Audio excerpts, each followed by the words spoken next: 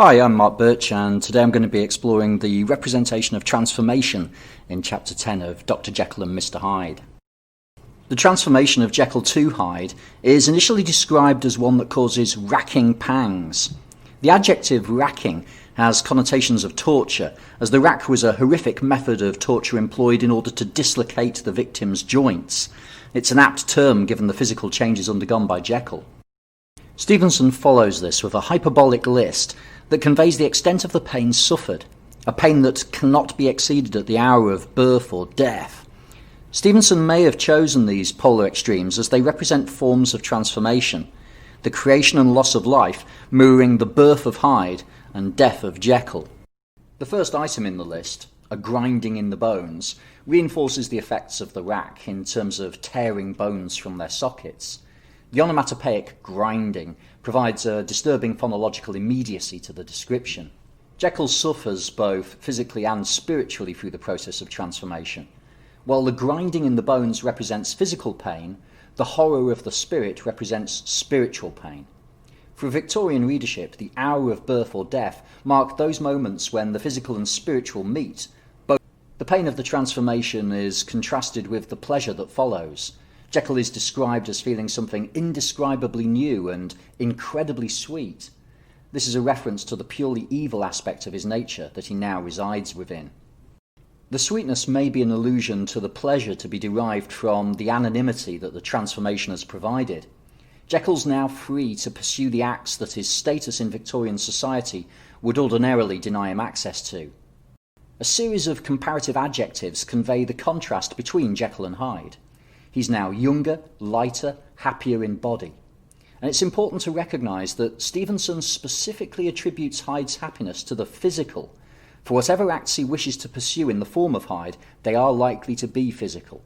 Stevenson employs language from the semantic field of water to represent the chaos of Hyde's emotional landscape. He refers to a current of disordered sensual images running like a mill race in my fancy. The current may imply that he's now at the mercy of the forces that drive him, albeit a willing and eager victim of these forces. The simile of the mill race suggests the power of the forces that now drive him. A mill race is a fast-flowing body of water that would drive a Victorian watermill. And here, Hyde is the mill, and his passions the mill race. The voice of Jekyll recognises that he's now more wicked, tenfold more wicked, given that the restraint that his goodness imposed upon his passions has been dissolved, a solution of the bonds of obligation. The recognition delighted Hyde like wine. This may provide a contrast to the abstemious Utterson, who, in Chapter 1, Stevenson described as avoiding wine. Utterson's restraint functions as a foil for the liberality of Hyde. Hyde recognises that he has lost in stature, and Jekyll's account allows him to theorise that the evil side of his nature was less robust and less developed than the good. During his life, Jekyll has exercised his goodness more than the evil that's now fully manifest in the form of Hyde. Jekyll's voice describes Hyde as having a livelier image of the spirit than his own, attributing this to the form of Jekyll being divided between good and evil. Hyde, in contrast, is more express and single. He's a purer being in the sense that he's not at war with himself. Jekyll must use his goodness to combat his evil passions. Jekyll reflects that if he'd conducted his experiment in a more noble spirit, he would have been transformed into an angel instead of a fiend. He recognises his Hyde aspect as a fiend, reinforcing the motif of the devil employed throughout the novella. The drug did not create a demon, as it was not diabolical nor divine. It's Jekyll's intent that brings forth his evil side. Stevenson may be using this commentary on the nature of the drug to reflect on the nature of drugs generally.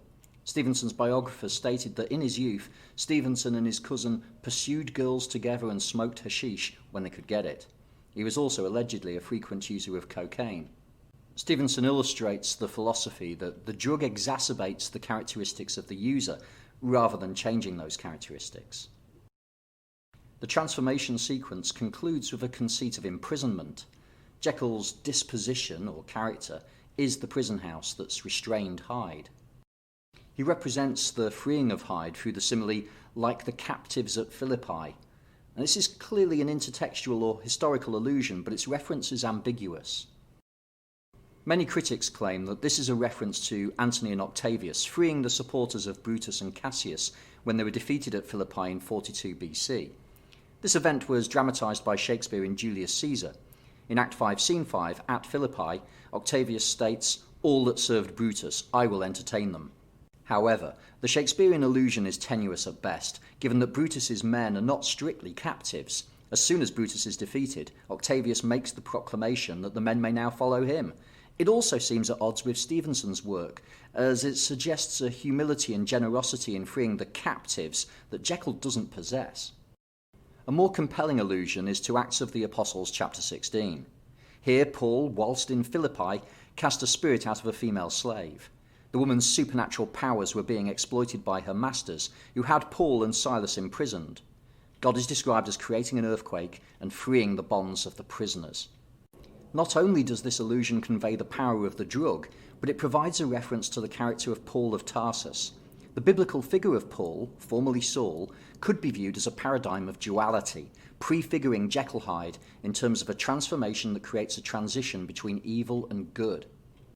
While Saul required a road to Damascus intervention by God to transform him into the Apostle Paul, Jekyll requires a potion to transform him into the pure evil that will allow him to conduct his activities in anonymity. Okay, ta.